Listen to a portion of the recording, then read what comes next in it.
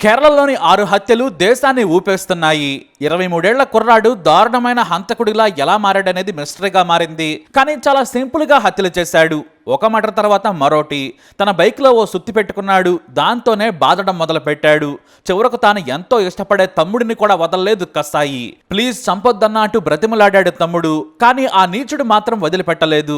తీరా చంపేసి సాయంత్రం 6:15 ఆటోలో తాపీగా తిరువనంతపురంలోని వెంజరమూడు పోలీస్ స్టేషన్కి వచ్చాడు. సరాసరి పోలీస్ స్టేషన్లోకి వచ్చి చైర్లో కూర్చున్నాడు. నీరసంగా ఉన్నాడు. సార్, నేను 6గురిని చంపేశాను. మా ఇంట్లో గ్యాస్ సిలిండర్ ఓపెన్ చేసి వచ్చాను. ఏ క్షణమైనా అది పేలొచ్చు. నేను కూడా ఎలుకల మందు తాగొచ్చాను. నేను చనిపోయే ముందు మీకు ఓ నిజం చెప్పాలి. వారందరినీ కూడా నేనే చంపానని వాంతి చేసుకున్నాడు. దీంతో పోలీసులు అతని వివరాలు వేగంగా చెప్పాలన్నారు. అతను చెప్పే మాటలను కూడా రికార్డు చేశారు. మొత్తం 3 అడ్రస్లు చెప్పాడు. ఆ వెంటనే తిరువనంతపురం గవర్నమెంట్ మెడికల్ కాలేజ్ హాస్పిటల్కి తరలించి చికిత్స చేయించడం మొదలుపెట్టారు పోలీసులు. ఆ నీచుడి పేరు అఫాన్. వయసు 23 ఏళ్లు. ధనవంతుల ఫ్యామిలీ. అతని తండ్రి గల్ఫ్లో వ్యాపారం చేస్తాడు. ఇక పోలీసులు ఆ సైకో చెప్పిందంతా విని ఫైర్ ఇంజిన్ తీసుకుని పోలీస్ టీం తిరువనంతపురం చివరిలో ఉన్న ఓ చిన్న గ్రామానికి చేరుకున్నారు.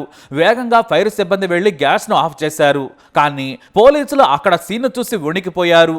బహుశా వారి జీవితంలో అలాంటి హత్యలను చూడలేదేమో. బెడ్రూమ్లో అఫాన్ తల్లి షమీ కొన ఊపిరితో ఉంది. వేగంగా పోలీసులు ఆమెను ఆసుపత్రికి తరలించారు.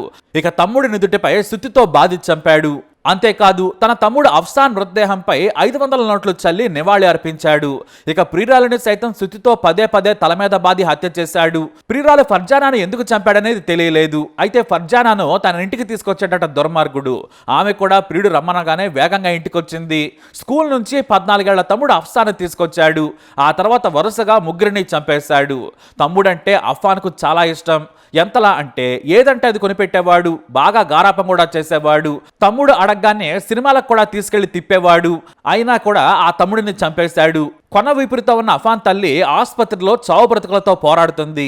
అయితే ఆమెకు అప్పటికే క్యాన్సర్ ఉందని బంధువులు చెప్పడం మరో షాకు గురి చేసే విషయం. అఫాన్ సైకోత్వం చూసి అందరూ వణికిపోతూ ఉన్నారు.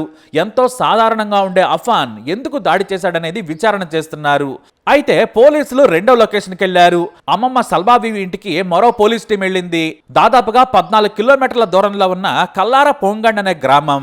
అక్కడ 90 ఏళ్ల వృద్ధురాలైన అమ్మమ్మ సల్బాబీని చంపేశాడు దుర్మార్గుడు. మంచంలో నుంచి లేవలేని వృద్ధురాలని కూడా ఎందుకు చంపాడనేది తెలియలేదు. స్థుతితో వృద్ధురాలి తల మీద బాధితే 2 మొక్కలైంది. అలానే మంచంలో పడిపోయి ఉంది. ఇక లొకేషన్ 3, తన అమ్మమ్మ ఇంటికి మరో 7 కిలోమీటర్ల దూరంలో ఉన్న తన బాబాయ్ లతీఫ్ ఇంటికి చేరుకున్నాడు.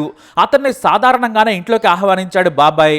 కానీ సోఫాలో కూర్చున్న బాబాయ్ని పదే తల మీద బాదాడు. ఎంతలా అంటే మొహం మొత్తం చిత్తడైపోయింది. సైకో సినిమాల్లో కూడా ఇలాంటి హత్యలుండవు. దాదాపుగా 20 సార్లు తన బాబాయ్ తల మీద బాది చంపాడు. పుర్రె మొత్తం విరిగిపోయింది. ఆ తర్వాత తన పిన్ని షాహిదాను సైతం క్రూరంగా కిరాతకంగా తల మీద సుత్తితో పదే బాదాడు.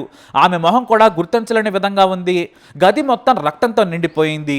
అత్యంత హేయంగా ఉన్న మృతదేహాలను చూసి పోలీసులే షాక్ అయిపోతున్నారు.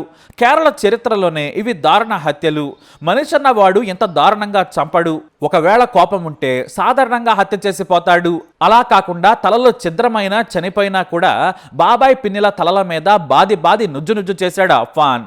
మొత్తం ఈ హత్యల దూరం 35 కిలోమీటర్లు. తన బైక్ పై వెళ్లి మధ్యాహ్నం నుంచి చంపుకుంటూ వచ్చేశాడు దుర్మార్గుడు. ఏ లొకేషన్కి ఆ లొకేషన్లో హత్య చేయగానే బయటకు వచ్చి గడియ పెట్టి వచ్చేశాడు. ఆఖరిలో చంపింది తన తమ్ముడిని. తన తమ్ముడు చంపొద్దని బ్రతిమలాడినా కూడా వదలలేదట కసాయి. ఇక తన ప్రియురాలు పారిపోయే ప్రయత్నం చేసినా పట్టుకొని గదిలోకి తీసుకెళ్లి మరి తల మీద బాది చంపాడు రాక్షసుడు. ఈ మారణ హోమంను ఎలా విశ్లేషించాలో కూడా పోలీసులకు అర్థం కాలేదు.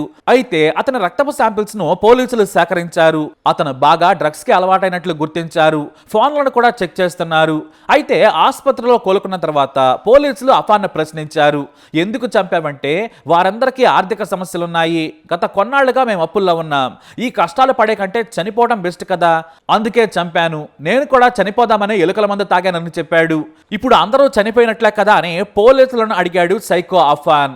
హత్యల ప్రాంతంలోని దృశ్యాలు భయంకరంగా ఉన్నాయని పోలీసులు తెలియజేశారు. అయితే నిజంగానే ఆర్థిక సమస్యలు ఉన్నాయా అనే విషయంపై విచారణ చేస్తున్నారు.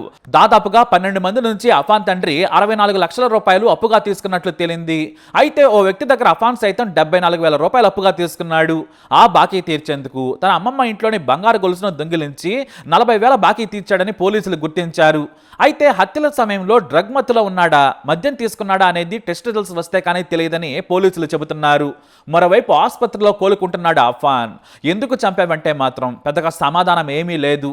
ప్లాన్ చేసుకొని చంపలేదు, వాళ్ళు బతికొండడం దండగా, అన్ని అప్పులే, ఈ కష్టాలు ఎందుకు పడాలని చంపేశానని చెప్పాడు. కానీ అతని మాట తీరుకు హత్యల సీనుకు పోలడం లేదు. కసిగా చంపిన అఫాన్ ఎలా మాట్లాడుతున్నారో కూడా తెలియక పోలీసులే తలలు పట్టుకున్నారు. అయితే ఎప్పటికైతే అరెస్ట్ చేయలేదు.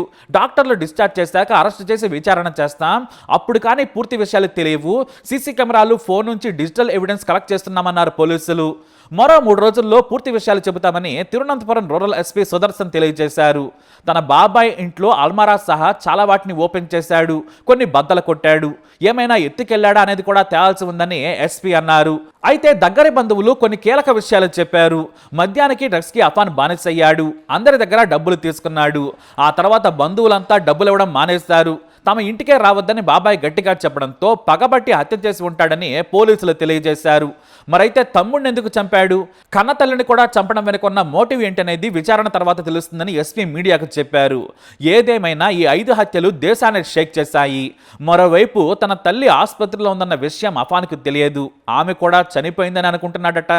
స్నేహితులు, బంధువులు మాత్రం అఫాన్ చాలా మంచివాడు, సున్నిత మనస్కుడు, చాలా తక్కువగా మాట్లాడుతాడు, ఎవరితోనూ గొడవపడే తత్వం కూడా కాదని చెప్పడం విశేషం. మరైతే దీన్ని బట్టి అర్థం చేసుకోవాల్సింది ఏంటంటే ఎవరి బుర్రలో ఎలాంటి సైకో ఉన్నాడో ఎవ్వరికీ తెలియదు. ప్రవర్తనను బట్టి చెప్పడం చాలా కష్టం. పైగా సైకోలంతా కామ్గానే ఉంటారని మానసిక విశ్లేషకులు అంటున్నారు. వారిలోని క్రూరత్వం ఒకేసారి ఇలా బయటపడుతుందని చెబుతున్నారు. ఈ నీచుడు మంచివాడు కాదు కదా, మనుషుల్లో తిరిగేందుకు కూడా అర్హత లేని ఓ రాక్షసుడు. మరి ఇలాంటి వాడిని ఏం చేయాలి? మీ అభిప్రాయాన్ని కామెంట్ ద్వారా తెలియజేయండి. వీడికి ఎలాంటి శిక్ష పడాలో కూడా చెప్పండి. ఈ వీడియోపై అప్డేట్స్ కోసం మై ఛానల్ ఫాలో అవ్వండి, అలాగే తప్పకుండా సబ్స్క్రైబ్ చేసుకోండి. Conclusions. The investigation is going on. The forensics team is at the site, so they are gathering whatever evidences we are getting. So it's too early to reach any conclusion. So how was the murder committed? Were they attacked with a hammer? That's what the preliminary investigation suggests, but we are yet to confirm it. The accused is also in a serious condition. He has consumed poison and is admitted in the hospital, Medical College Hospital. Yeah. All of them in a similar fashion? Yes, it seems so. What is the reason or your initial findings? Like, what led to these gruesome murders? So it's too early to tell anything about the investigation. It's just we have just started it. As I told you, the forensic team has just started their work. So it's too early to come to any conclusions as of now. Was he accused under any kind of influence of narcotics? That also we have to check his blood sample. Yeah. What is the condition of the accused as well as his mother? Both are admitted in the hospital, so too early to say anything about it.